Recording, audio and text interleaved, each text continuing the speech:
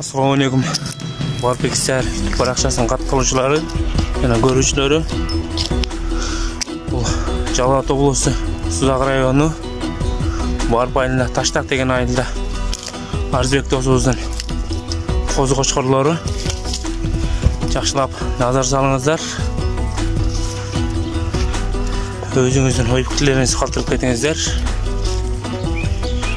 Линиясы Тагайып Анарбай агабыздын Аккаш Кайманаты менен белгилүү кочкордун балдары.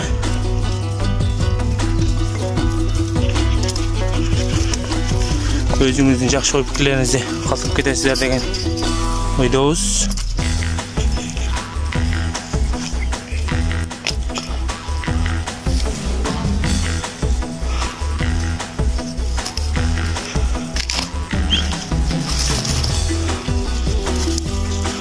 Акчасы чыгып калса сатып беребизби?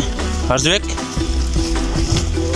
Була чыгса сатып беребиз дейт.